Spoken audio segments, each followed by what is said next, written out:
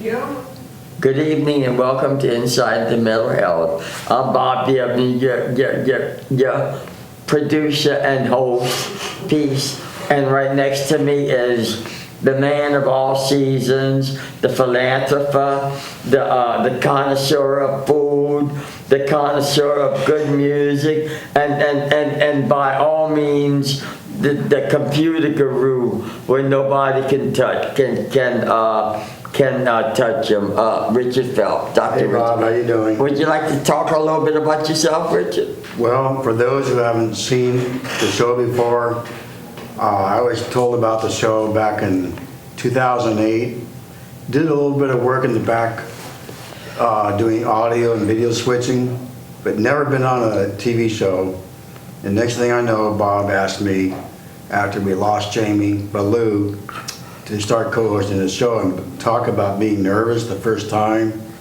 But the crew here at AOC is extremely helpful.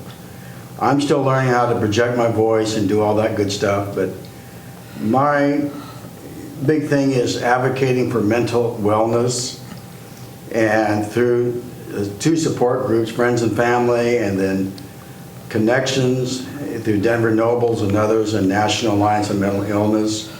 I'm now an advocate for mental health. The brain is an organ. It shouldn't be treated any differently. If it gets an illness, just like your kidneys, lungs, heart, skin, or whatever. I'm also an advocate for those with visual impairment through Affiliated Blind of Louisiana and Acadiana Area Council of the Blind. Thank you, Bob. Thank you, Richard.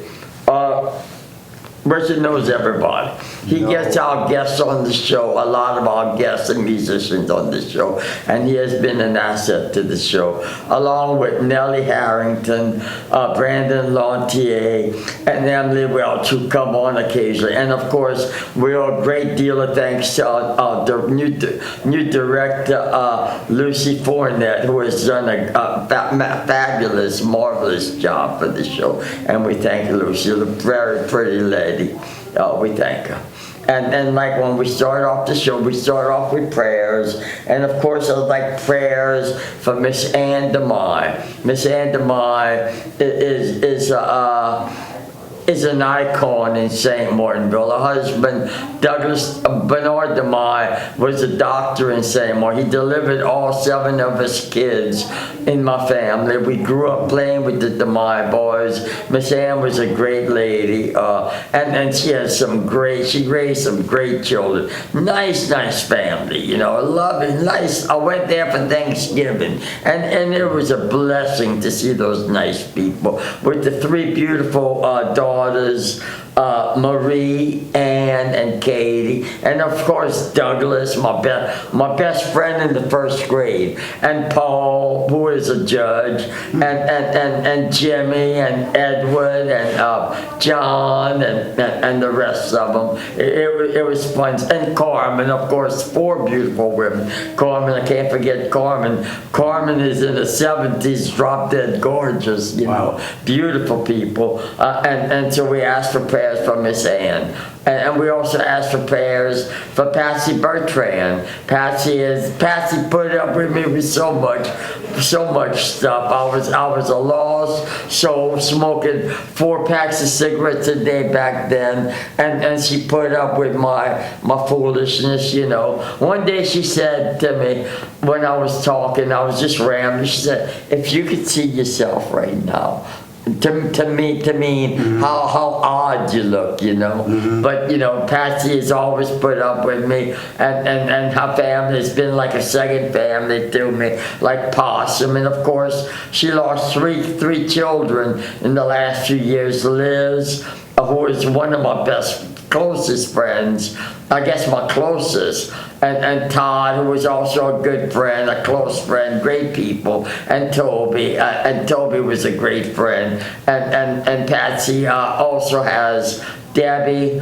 Robin, and Possum left. Among all all kind of grandchildren and great-grandchildren. And of course, the women in that family are drop-dead gorgeous too, like Patsy, who's beautiful. And also I'd like to pray for Miss Jackie Ballou, who has been an angel at my side. What can I say about Miss Jackie? She's always been there. You know, even if she had to sacrifice for me, she's always been there for me. And of course, I've never let Miss Jackie down, and Miss Jackie has never let me down, for sure. And I love Miss Jackie, and we ask for prayers for Miss Jackie, her son Peter, her daughter-in-law,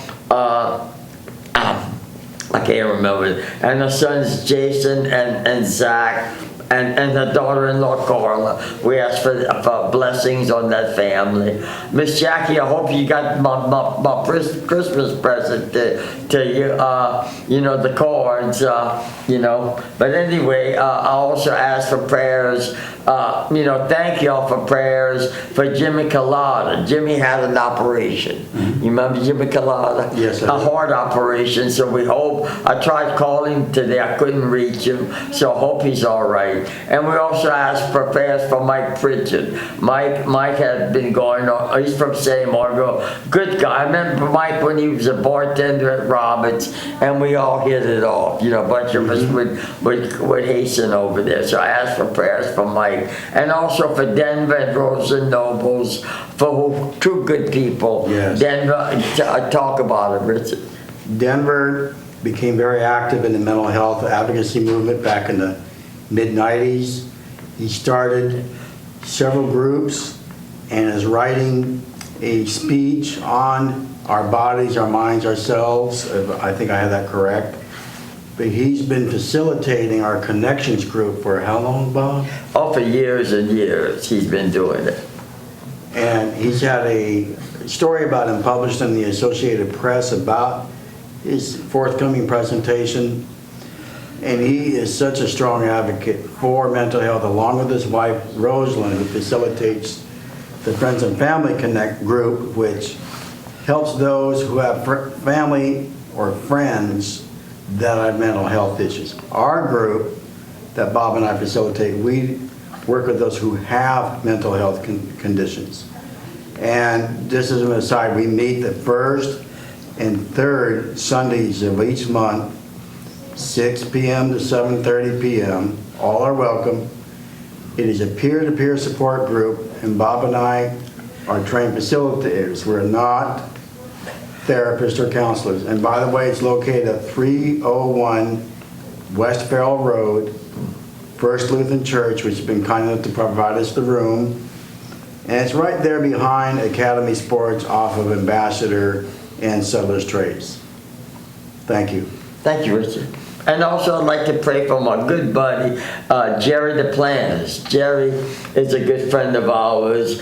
In fact, me, Jerry DePlantis, and Gerald Laverne, a guy I've been knowing since the first grade, and I've been knowing Jerry almost that long. We went to the UL football game in New Orleans last Saturday. We went to the zoo, which was fabulous, and we went to the game, and I got back home at 3 in the morning, but it was a fabulous time, a perfect Christmas present for all of us. So we asked for prayers for Jerry. And also we'd like to say if Mike Fuselier is watching, hi Mike and Tina, and Gabe is there, and their daughter, Brittany is in Australia, but we'd like to say hi to Mike. Is the guy that led me to the Lord 26 years ago when I was smoking 4 packs of cigarettes a day. Half out of my mind with schizophrenia and washing dishes and my life. But right now I was by myself, and of course today I am all alone by myself, but I have that marvelous entity that Mike introduced me to, Jesus Christ, who has completely revamped and changed my life. And like I say, I don't have much love in my life. I have people that like me, so I'm glad about that. Back then in the old days, nobody had anything to do with me. Mike saw a hurting brother and led me to the Lord. And of course I'm still alone, but I have, and this is a message to you people who are out there who are all alone. There is somebody that cares, and that is the master of the universe, the creator of all mankind, Jesus Christ. And if you are mad at God, or you don't believe there's a God because of your suffering, just ask him to show you, and most certainly he will. And I give all my success. I've had some success in my life, and I give it all to Jesus, because nobody else was there, So thank you for that. And like we start off the show, I read from my books, and I would like to read this about social phobia, about conquering phobias. This is from a book from Mental Illness, God and Healing. When you attempt, and a lot of people are dealing with mental problems at this time of the year right now. So this is about phobia. When you attempt to conquer a phobia, facing the fear is the first step. While avoidance of the situation may help, it stops you from learning that the phobia may not be as scary and overwhelming as you think. Thus, you never get to face your fear and understand what's making you so fearful. The best way to confront your fear and phobia is to expose yourself a little at a time in a controlled situation. For example, if a person fears germs like a lot of OCD people do, then the first step is, for example, to touch a doorknob and don't immediately go into the compulsion of washing the germs away immediately. The next step is to come in contact with a more dirty substance and continue this process over and over again until you realize that this phobia is not a life-threatening experience and that you can eventually master this unfounded fear of germs with a lot of diligence, practice, and patience, while learning that your fears have really been unfounded at this time. Also, medication techniques also relaxation techniques like deep breathing, meditation, and muscle relaxing are great aids to overcome anxieties and panic attacks. And I'm sure people are having them during this time of the season. Oh, yes. Also, another aid are medications like benzodiazepines, which may leave one in a calm and relaxed state of mind. Another step you may take is journaling what you think you may feel when confronted with a certain phobia, where you may be doing fortune telling, which is like telling yourself, I'll certainly make a fool of myself if I do this. Or overgeneralization, like the dog barked at me, all dogs are bad and out to hurt me. Another thought you may write down is catastrophic, like the plane hit turbulence, we're going to crash. When you write down these thoughts and read them to yourself, it may make you realize how dumb your fears and thoughts are. Okay, let me keep on reading. I'm doing all right? Yes. I myself, who has addressed my phobia as social phobia, has with the help of my spiritual self and my Father Jesus, am able to overcome some of my shyness in social situations and not beat myself up when I haven't been as social as I would like to be. Also, in social situations, if I want to impress someone, I may say that if my gallantry doesn't work and the people aren't impressed, I just think of the words Jesus said in the Bible, that if he is for you, who can be against you? When I think of these thoughts, I'm comforted and feel better, because it is my spiritual relationship with my Father while dealing with my schizophrenia and phobias and all the issues that we as humans have to deal with, like anger, depression, loss of loved ones or children, old age, infirmities we humans deal with on a daily basis, like the trials I face dealing with schizophrenia, not many romantic ties, or no, hardly any romantic ties ever, not having anyone want me in their life or loving me, being lonely and isolated. All these will pass, and then on to the next adventure where I may find what I'm looking for. However, even if I never find love, which I confess is my utmost desire, I know I still have the love of God in my life, and with His love can continue on in this life, with the love of life and people, and most of all, hope and faith. How's that sound, Richard? Sounds very good. It would give people hope. They're kind of stuck in a depressed state, and give them some ideas of what to do in their spare time, so they don't get bored and keep dwelling on whatever mental health condition they're dealing with. I, for one, like to listen to music, especially from the 60s and 70s. Yeah. A lot of the 60s classic rock groups. Other times it could be classical music, other times it could be Zydeco. I kind of like a lot of taste in music, but the point being is I'm diverting my attention off of the immediate and looking at the long-range goal. Yeah.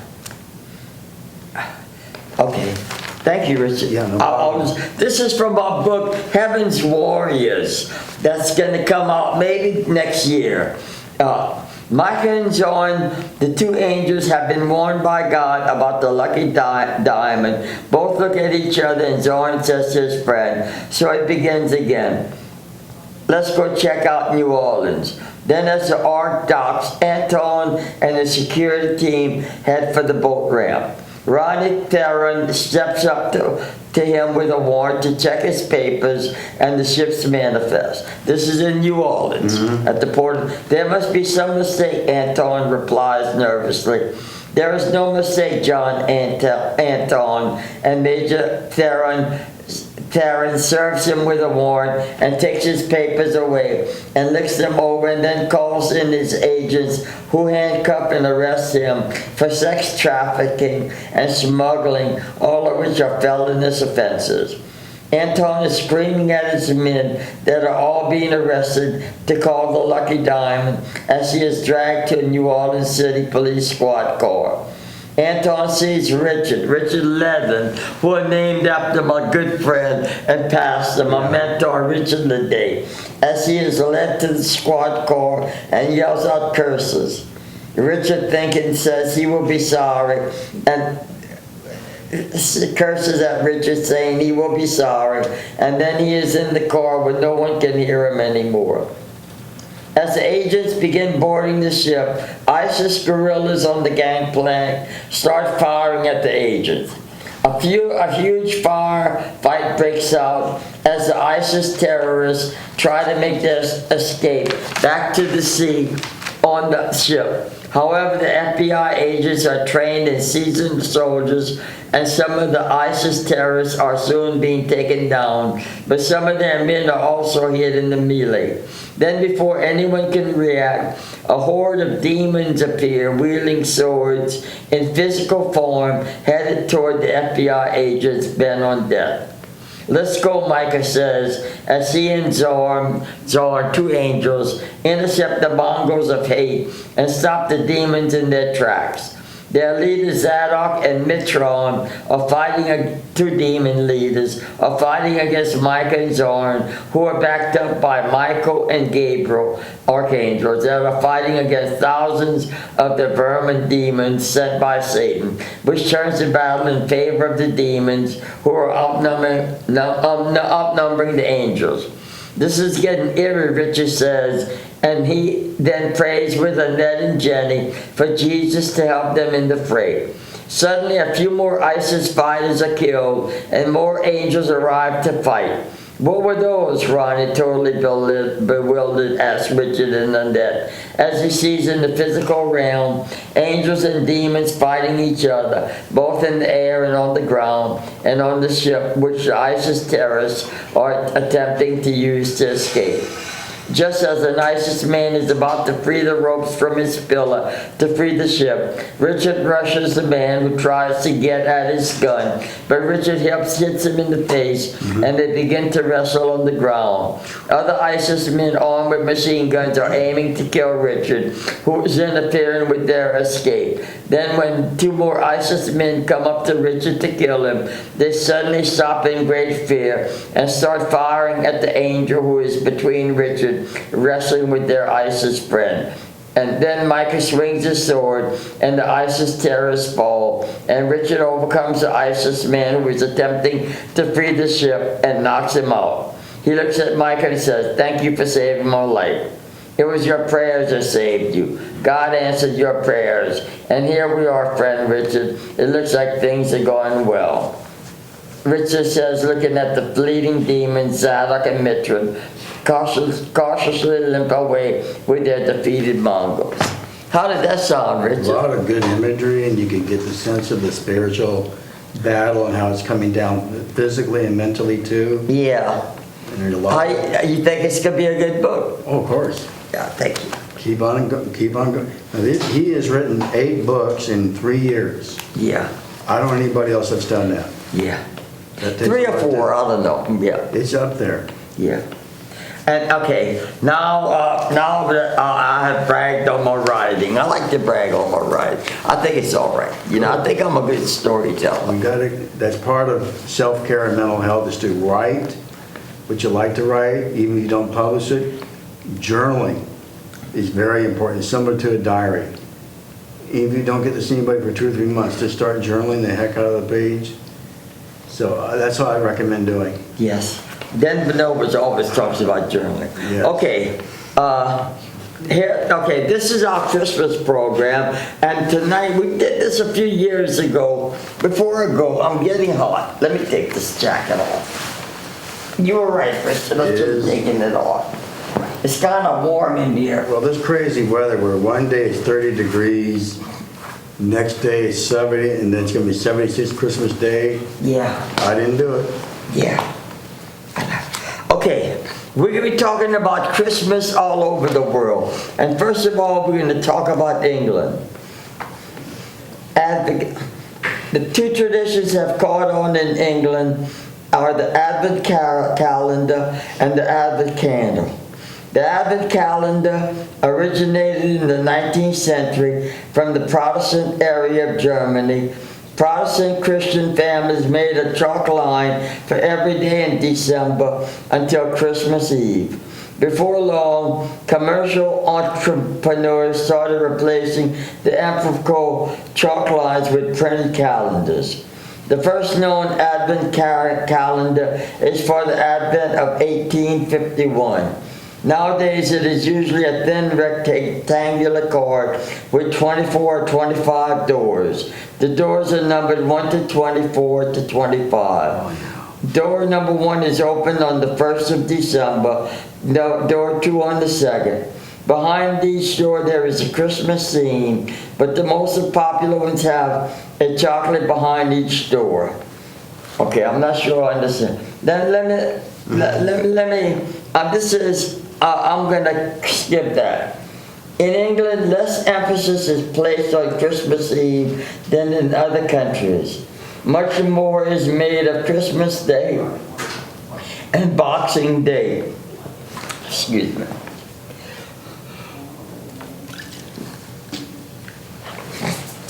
This carol singing, midnight church services, and going out to the pub are some of the activities that many families enjoy. And sometimes all 3 activities can be combined into one fun night out. Sounds interesting. Nighttime on Christmas Eve, though, is a very exciting time for young children. That's what life is about, taking care of the children. It is a time when Santa or Father Christmas comes. They hang up their stockings and go to sleep. Santa and his elves make all the toys for Christmas in his home in Greenland. On Christmas Eve, he piles all the toys onto his sleigh and rides across the sky with his 9 reindeer. Dasher, Dancer, Prancer, Vixen, Comet, Cupid, Donner, or it may be Donder, Blitzen, and of course Rudolph. The most famous one is Rudolph, who is always the one at the front of the lead to lead the way with his red nose. In the morning when the children wake up, they open their stocking presents. Traditionally, on Christmas Eve, mince pies and sherry or milk are left out for Santa, and nowadays carrots are left out for his reindeer. Most children are in bed way before midnight, waiting for Santa to visit. That's Santa Claus. The origin of the now-traditional Christmas celebration, distinct from early pagan winter holidays, date to 6th century England. By the Middle Ages, there was a well-established, important holiday with traditional pageantry, customs, music, and feasting, all its own. Customs from pre-Christian days were incorporated into the celebrations, and many still remain. Wow, that's amazing. Okay. Do you remember Advent calendars growing up? No. Do you? You open a door for each day of Advent, and as the time of Christ's birthday comes around, it's just very explosive what happens. Okay. I never knew that. Well, you would open it for each day, and there would be a little scripture or a little verse in there Yeah. talking about the meaning of Christmas and, different topics. And it's what they called the presents back then. I couldn't read it. It was kind of hard to keep it all in mind, but back when the Advent calendar was invented, we didn't have all this Christmas gifting. Yeah. All the materialism. I'm not saying that's wrong, Yeah. but we got to keep it in place Yeah. and remember the real reason. Yeah, that's the The person. celebration of Christ and giving of one's time, Yeah. not just things. Yeah.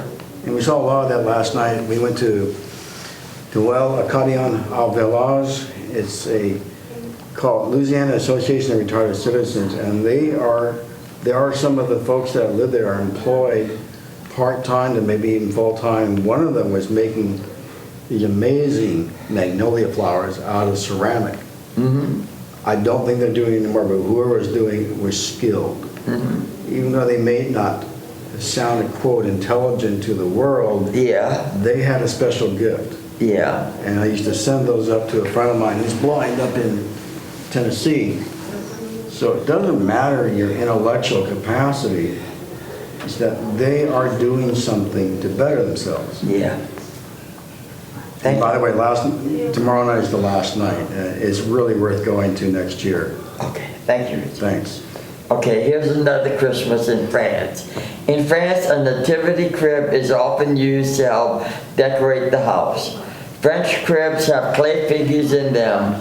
During December, some towns and cities, such as Marseille, have fairs that sell nativity figures, as well as having the normal nativity figures in them. French scenes also have figures such as a butcher, a baker, a policeman, and a priest. In France, Happy Merry Christmas is Joyous Noel. In Britain, spoken by some people in Britain, Northern France is Nettling like Laon, and in Corsica it's Bon Natal, Happy Merry Christmas, in lots more languages. This is all in France. Yule logs made out of cherry wood are often burned in French homes. The log is carried into the home on Christmas Eve and is sprinkled with red wine to make the log smell nice when it is burning. There is a custom that the log and candles are left burning all night, with some food and drinks left out in case Mary and the baby Jesus come past during the night. Interesting. In France, Father Christmas is called Père Noël. In eastern France, he is accompanied by Le Père Fouettard, a man dressed in black. He might be the same person as Zawad Piet in the Netherlands. I want to make sure everything's loud in my heart. Okay, this is the main Christmas meal. Roast turkey with chestnuts or roast goose. I'd love to try some roast goose. I'm going to try to get some. Do you know of any place where you can get it? We'll have to check around tomorrow. I'm going to check it out at Joey's. Oysters, foie gras, lobster, venison, and cheese. For dessert, a chocolate sponge case log called a bouche de Noël is normally eaten. That's Christmas in France. Okay. Let's see what else we We have have. about Christmas in Germany. In Australia, many towns, cities, and schools also hold their own carols by candlelight services with local bands and choirs, sometimes helping to perform the Christmas carols and songs. This is in Australia. As it is in the middle of summer in Australia, at Christmas time, the words to the carols about snow and the cold weather are sometimes changed to special Australian words. There are also some original Australian carols. When he gets to Australia, Santa gives the reindeer a rest and uses kangaroos or 6 white boomers. He also changes his clothes for less hot ones. On Boxing Day, most people go and visit their friends and often have barbecues at the beach. A famous yacht race for Sydney to Hobart in Tasmania is also held on Boxing Day. I don't know what Boxing Day is. I guess that's part of what goes on in Australia around Christmas.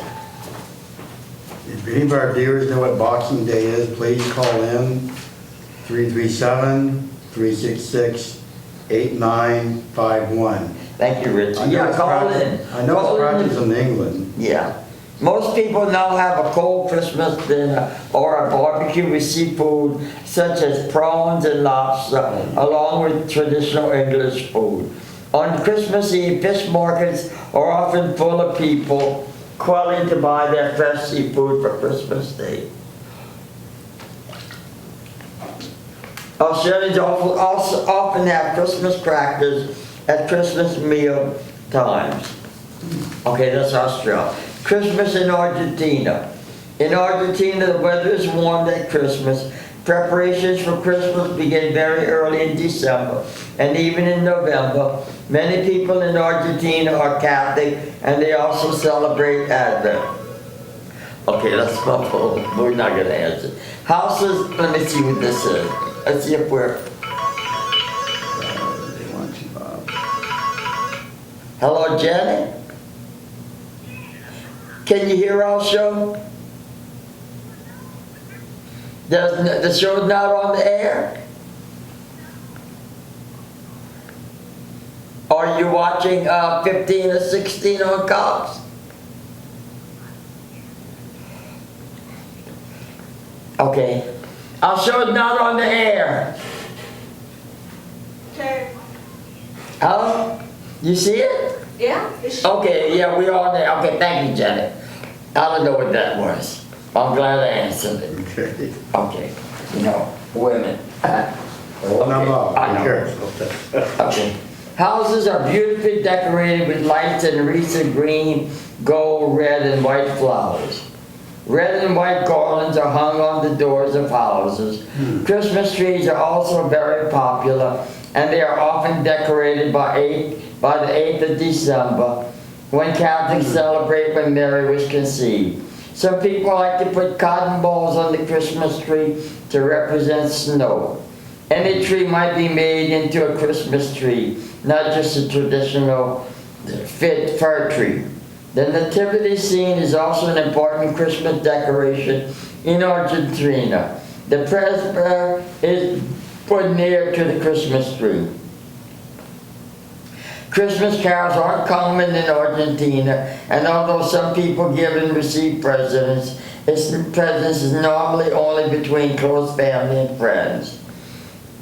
The main Christmas celebrations take place on Christmas Eve. The main meal Christmas is eaten during the evening of Christmas Eve. It might be served in the garden or be a barbecue. Some popular dishes include roasted turkey, roasted pork. Some people will have goats, stuffed tomatoes, salad and Christmas bread, and puddings like pan dolce and pantone, whatever that is. Am I doing all right, Richard? Well, it's interesting, you mentioned barbecuing twice. Yeah. Here in Lafayette, it's gonna be 76 degrees for Christmas, and our neighbors who used to live across the street, they would barbecue on Christmas Day, and so would the neighbors to the left of us. Yeah. It was usually chicken or turkey, and it smelled so good that we started doing it. Y'all started barbecuing on Christmas? A few years ago, yeah. Oh, wow. And it was good. Yeah, thank you, Rich. And as far as snow here in Lafayette on Christmas, It's unheard of, just about. it happened in 2001 and 1999. Oh, really? I didn't know, I didn't realize A little bit of that. dusting of snow each time. Yeah. And then in Hawaii, do you have anything on Christmas in Hawaii? I don't have anything in Hawaii. I missed that.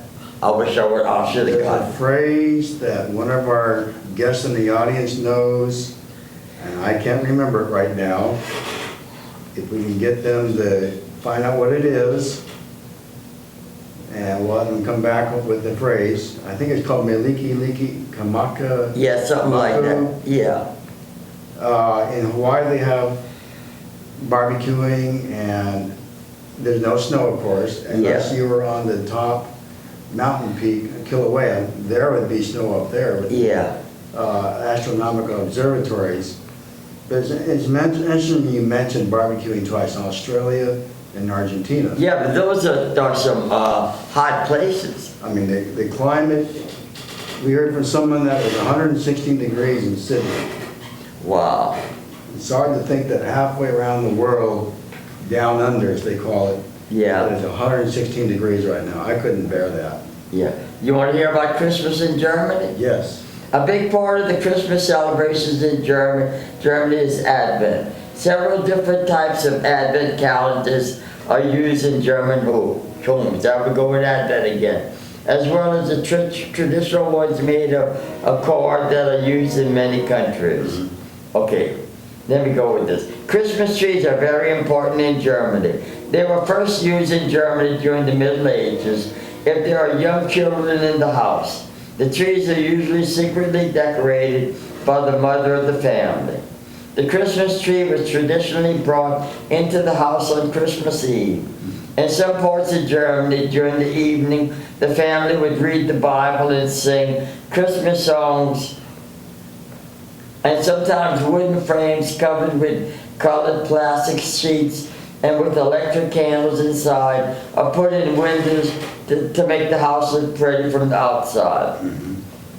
Christmas Eve is the main day when Germans exchange presents with their families.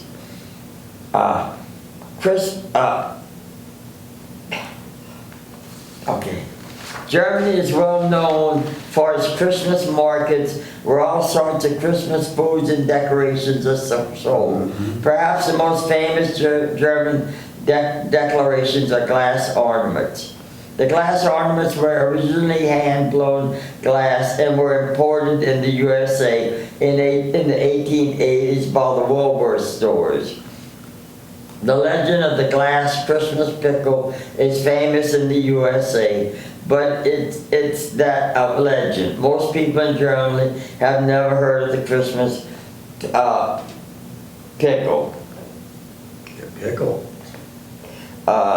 In some parts of Germany, mainly the south, east of the country, children write asking to Christ asking for presents. The letters to the Christ kind are decorated with sugar glued to the envelope to make them sparkly and attractive to look at.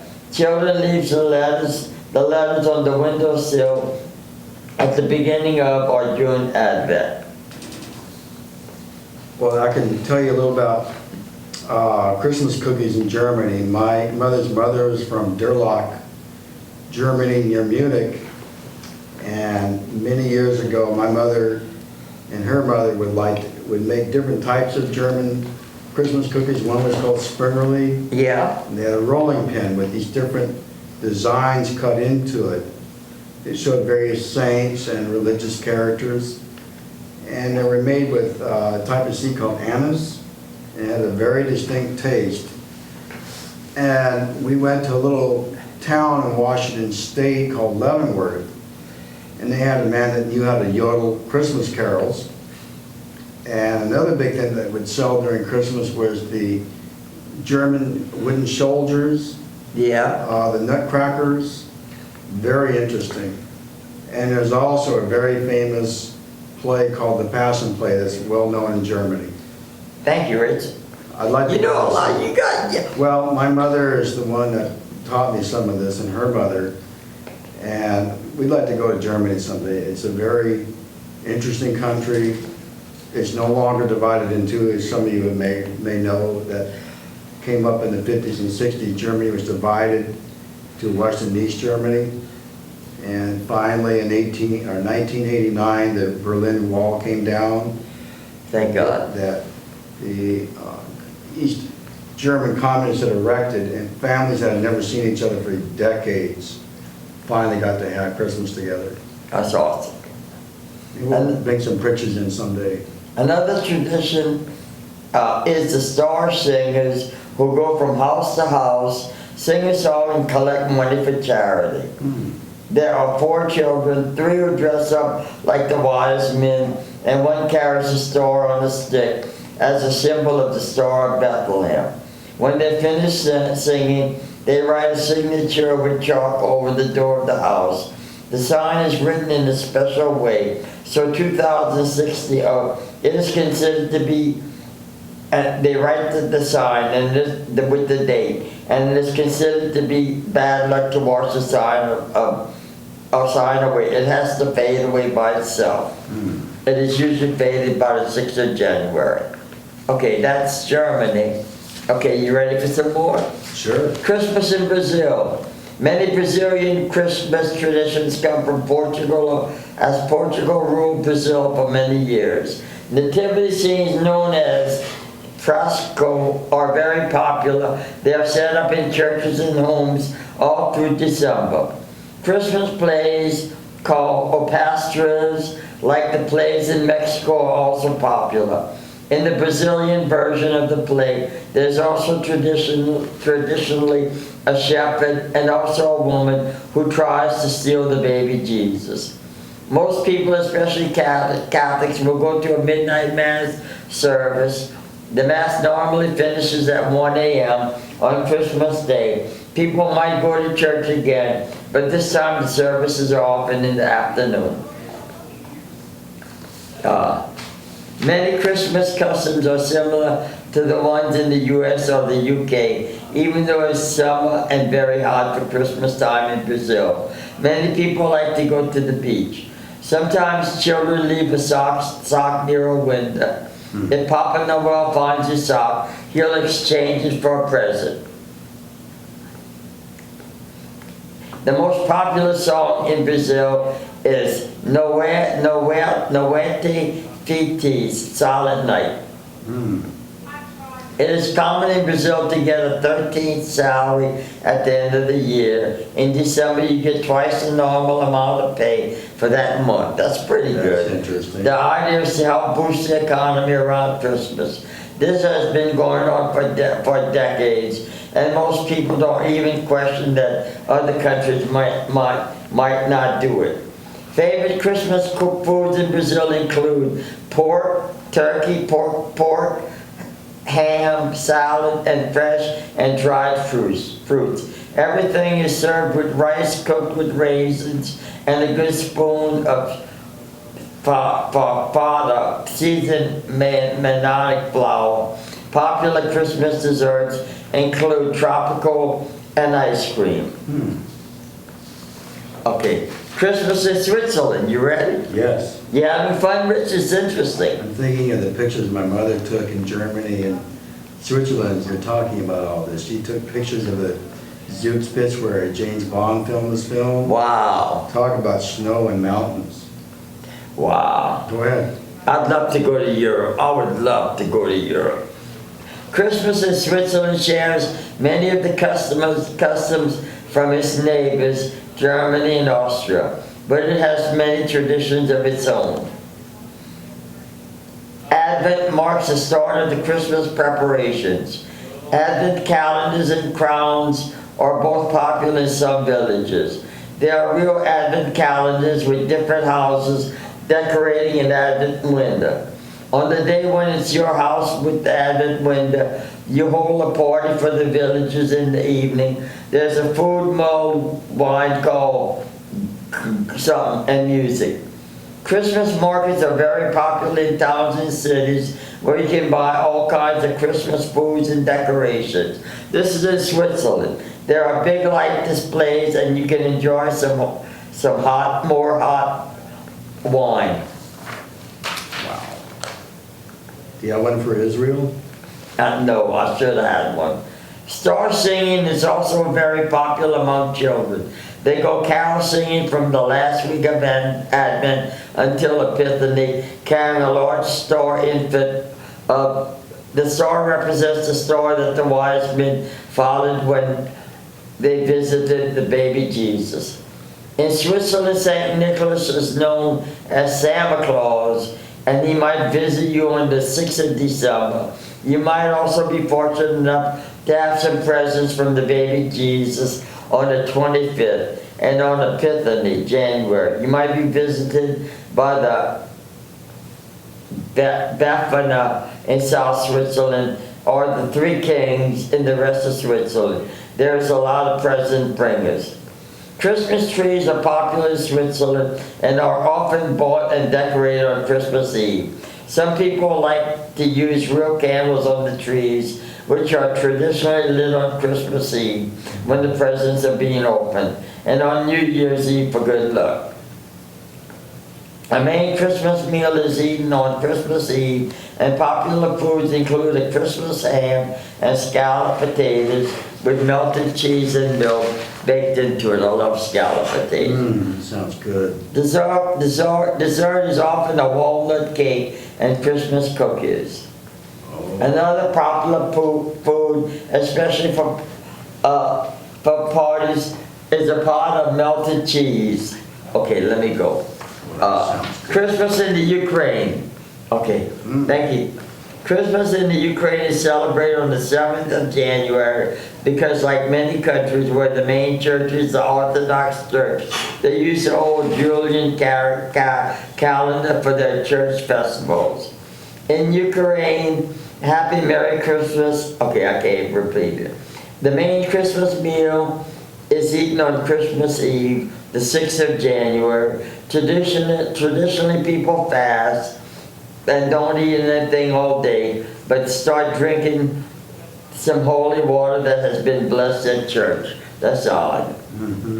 You can start eating the meal until the first star is seen in the sky. So people, especially the hungry ones, go outside as soon as it starts getting dark in the afternoon to try and spot the first star. The star represents the journey of the wise men to find Jesus, and that Jesus has been born, so Christmas can start. The meal usually has 12 dishes, which represents Jesus' 12 disciples. The main dish is often kuta, a type of kind of sweet porridge made of wheat. Other dishes can include mushrooms, sauerkraut, red borscht, dumplings, white fish, a meat and cabbage stew, cheesecake, and bread. There's also the famous Easter eggs that are very carefully built, and they will sometimes have eggs within eggs within eggs. My friend's grandmother made those, and I got to hold a couple of them in my hand. Very intricate, a lot of decorations on them. Yeah. You ever seen those? I've heard of the eggs that they make that are very valuable. Yes. Christmas in South Korea. There are more Christians in South Korea than in other Asian countries such as China and Japan. So Christmas is celebrated more widely. Christians make up about 20 to 30% of the population. Unlike Japan, Christmas is an official public holiday, so people have the day off of work and school. They go back on the 26th, Boxing Day. So that's what they call Boxing Day. Churches are decorated with lights, and many have a bright red neon cross on top. So that goes very well with Christmas lights. Most churches will have a service on Christmas Day. Going to church for Christmas is becoming more popular, even among non-Christians.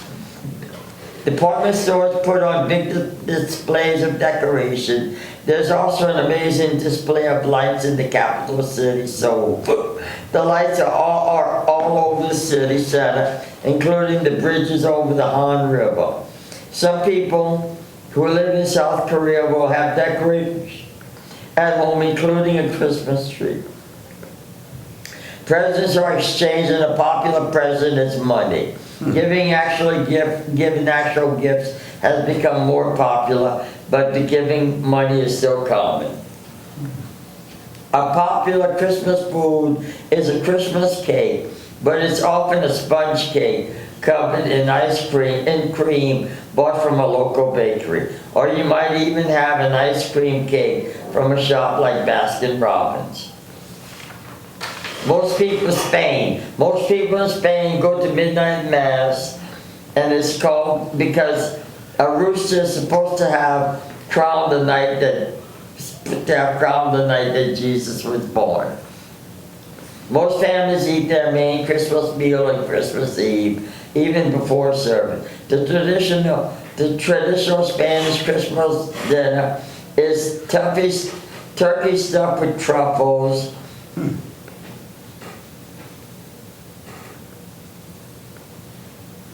And in northwest Spain, surrounded by water region, the most popular meal for Christmas, even for Christmas Day, is seafood. This can be all kinds of different seafood, from shellfish and mollusks to lobster and small edible crabs.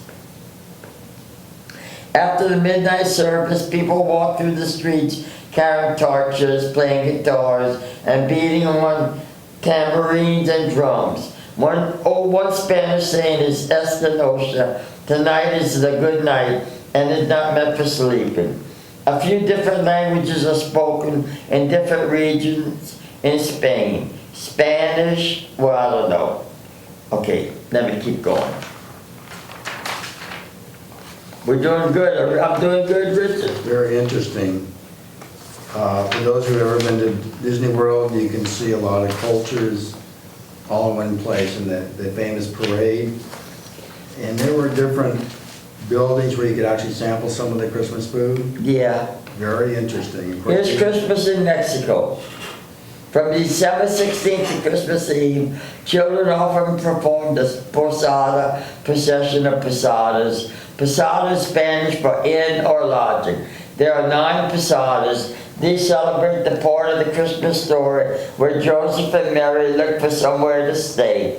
For the posadas, the outside of the houses are decorated with evergreens, moss, and paper lanterns.